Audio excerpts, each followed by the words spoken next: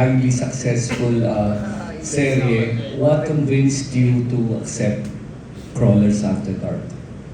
After Hero.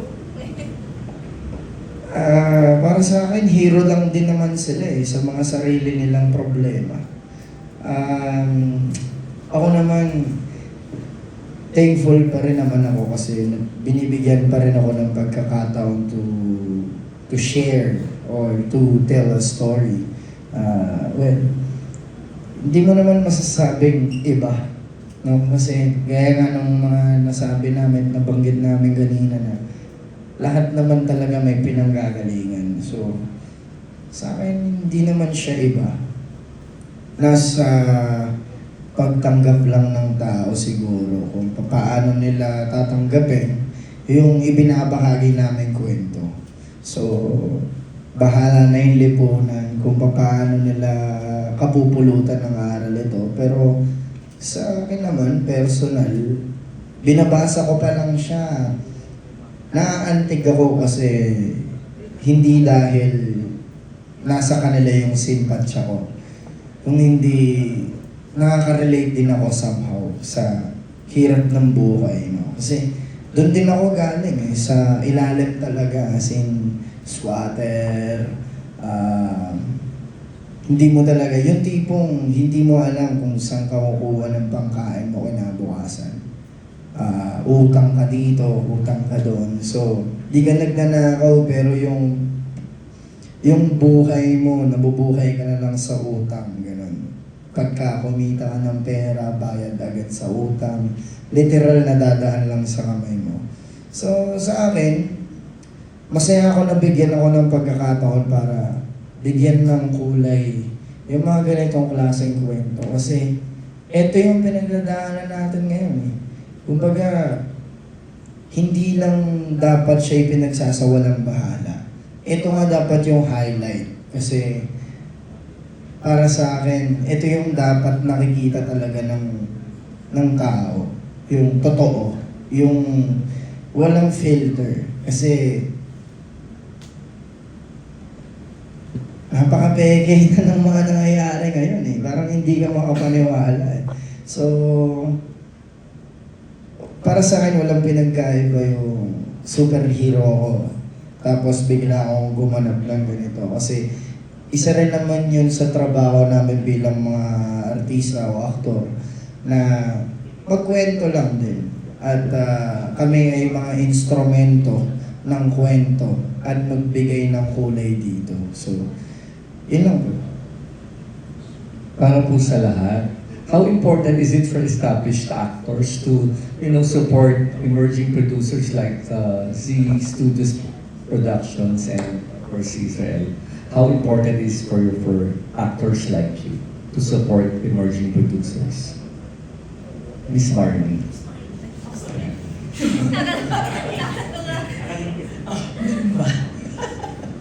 Of course, it's really important for us to support all the producers actually, but more importantly yung mga bago.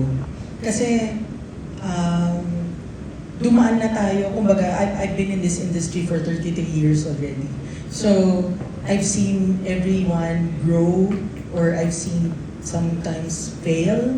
Pero naniniwala kasi ako as an actor and as an artist, you need to support the people, the environment, the family that you are in. This is the business that has given me so much happiness and fulfillment sa buhay ko for the past years. And I really want to give my all as an artist sa mga producers na gumagawa ng mga bagong mga pelikula at ang mga writers also, like sila Direk, yung mga directors. That's why I said yes to this kay Israel because I also know, of course, he's my friend also. Tapos, I support him fully, 100%. Thank you. And si Direk, I have never worked with Direk. First time ko siya makatrabaho. And it's an opportunity kasi alam ko na yung mga nasulat at nagawa niyang mga scripts. And I believe in that. So, if I have an opportunity to help and if I have the voice to tell a story or the reality of what's happening sa mundo, support tayo doon. Thank you. Ako, alam naman natin na medyo matamlay ang industriya natin eh, medyo nag-iingalo, di ba? So anytime merong mga kapatid tayo sa industriya or mga taong gustong tumaya, kailangan backupan natin sila. Kasi ang hirap eh, ang daming napapasok, ang daming nadidisappoint, ang daming hindi natutuloy na proyekto. So anytime merong gustong tumaya at to give their 100%, kailangan nating i-nurture yung mga ganong opportunities. Kasi ang dami na nating avenues to showcase our movies. Meron tayong mga streaming, meron tayong mga theatrical release, pero minsan kahit yon kakaunti na lang. So pag meron tayong mga possibilities na ganito, kailangan natin silang tulungan. Lately, maraming emerging producers ang nakakagawa ng magandang pelikula. So we're all for it. Kasi at the end of the day, fan ako ng pelikula eh. So gusto kong continuously makakapanood ng marami pang pelikula. So sa lahat ng tumataya, doon tayo 100% babakapan natin sila. Sa akin naman, totoo naman din yung sinabi nila Miss Marnie and RK. Kasi sa industriya natin, tayo rin yung sumisira nito eh. Kapag hindi natin ipinaparamdam yung suporta mula mismo sa sarili natin. Dapat nga mas sinusuportahan natin yung sariling atin eh. Kasi totoo, naghihingalo talaga eh. Konti na lang yung lifeline, parang gano'n.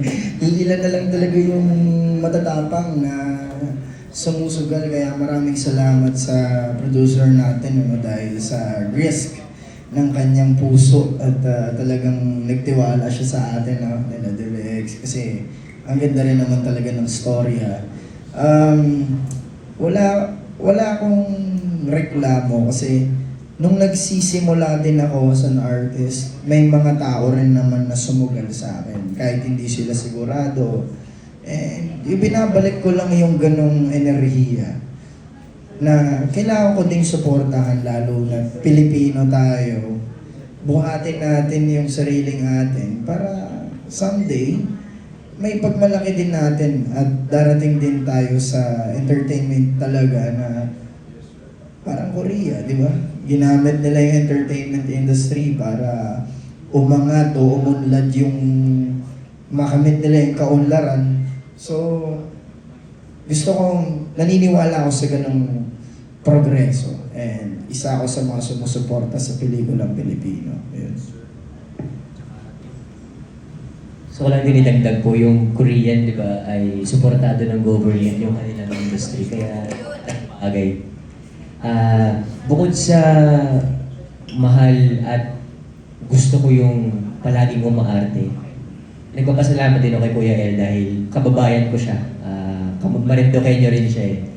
Kaya po, nung nalaman ko na isa rin siya nag-push sa akin na bakit ko ito tatanggihan? Eh meron akong kababayan na gustong magbahagi ng isang kwento na nakaka-inspire lang din po kasi gusto niyong mag-share ng mga ganitong kwento sa sa ating sa mga nangyayari ngayon. Kaya di talaga ako nagdalawang isip. Siyempre, si Derek Ralston, nakatrabaho ko na rin naman si Derek Ralston, at si Ma'am Ruby, Tita Ruby, si Madam Tere. So, parang reunion nga namin po ito. And sila Kuya RK, Elvin, parang ang sarap makatrabaho ulit ng mga bagong tao. Kasi maliit lang naman po yung industriya natin at tayo rin yung mag-share ng kwento sa isa't isa eh. At sa mga tao din. Kaya sobrang salamat dahil nabigyan kami ng ganitong oportunidad. Maraming salamat po. Yung new producers, para silang empty canvas. Yes. Dapat masarap ka matuhan, they have fresh ideas, they have this courage, encourage yung lakas ng loob na nakikita ko before mga producers, yung passion ko nasa mga new producers natin. Kaya I'm calling out Yael para mamigay Oo nga, basta rin natin siya bakit siya pumaya. Israel, what made you decide to produce this time? Di ba parang hindi mo naman itong mundo? So, what pinapasok mo yung mundo, hindi mo gagawin?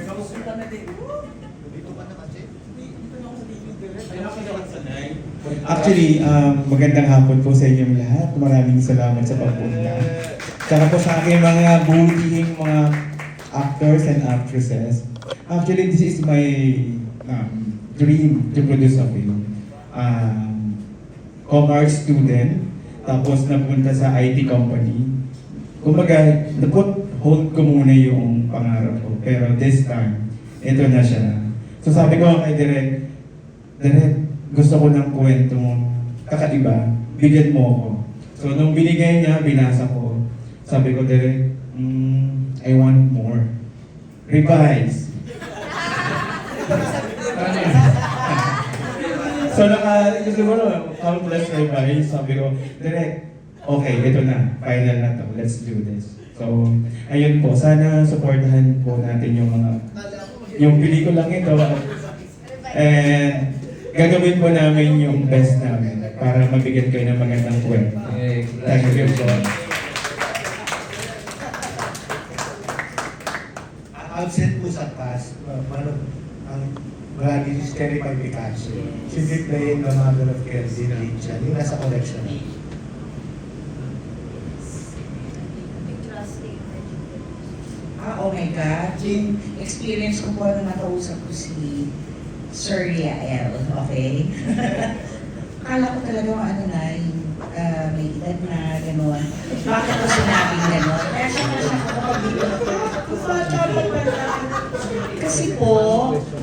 Kasi nung kausap ko siya sa telepono and siya yung unang nagpaliwanag tungkol saan yung istorya, tungkol saan yung project, sobra yung yung paniniwala, yung conviction na napakaganda ng kwentong ito. And sabi ko nga sa kanya, first time niyo po mag-produce? Sabi niya, yes. Pero grabe ang tiwala niya dahil dun sa kwento, sa narrative na hinahawakan niya. Gusto niya i-produce. And that, because of yung pagkausap ko sa kanya, that really convinced me na parang, sige na nga, yes. Hindi naman sige na nga, parang nung alam mo naman. Parang sige, yes. Ganun. Kasi, hindi wala, gusto ko nga yung sabi ko sa kanya na, wala pang mabait na role, bakit naman yan ang binigay niyo sa akin? Hindi, charot lang ko. Hindi. Gusto ko, tapos sabi ko, niya, parang season ito talaga, grabe, bagay na bagay sa'yo itong role. Ano po ba yung role? Ikaw yung chip ng kasamaan. Ako talaga? Hindi, sobra, siguro bilang, not just for myself, but in behalf of all the actors, mukha namang galing, we share the same sentiment. Ibibigay po namin ng higit pa sa inaasahan nyo sa paggampan ng mga binigay nyo sa aming roles para maging super makatotohanan itong pelikula ng gagawin natin. The biggest platform talaga we can give starting filmmakers is really trust. Doon talaga magsisimula lahat. And yung industry naman po talaga natin, people come and go. At sa tingin ko, yung mga bagong tao na pumapasok sa industriya, sila rin yung magbibigay ng maganda at maayos na pagbabago rin sa mga dating maliit ng industriya. Kaya, and that's why, and important din na yun, to trust emerging producers, especially if yung stories na pinipitch nila sa amin ay sincere, totoo, genuine, at pinapakita talaga at pinapahalagahan yung identity ng bansa din natin.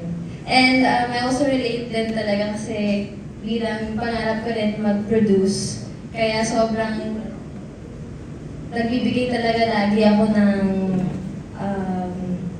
tiwala or lagi ko ako nag-yes, especially sa mga emerging producers din. Thank you. So, Again, sa mga iba, 33 years, 10 years, 5 years, 7 will be here. Magbabagaan lang po ako. So, I'm gonna quick story lang. Sir Yael messaged me 2 weeks ago. Supposed to be, wala po talaga ako sa cast. Kasi professional, I am a content creator in a business. Business ko po is a marketing agency. So, supposed to be, i-market namin tong movie na to. And at the same time, I will be vlogging it. And then, Sir Yael asked me, do you act ba? So sabi ko, I have some acting gigs na po sa mga different network. But then again, di pa po ako ganun ka-confident sa pag-act ko. Kasi, syempre, bago-baguhan nga. And this will be my debut as an actor and knowing these people, talented people na makakasama ko. Sobrang pressured sa akin. And you told us, Sir Yael, this is your dream na magpa-produce. And thank you for letting us to be part of your dream. Thank you, Sir Ed. Direk po, thank you so much po for accepting this. Thank you so much. Picture taking muna tayo dito.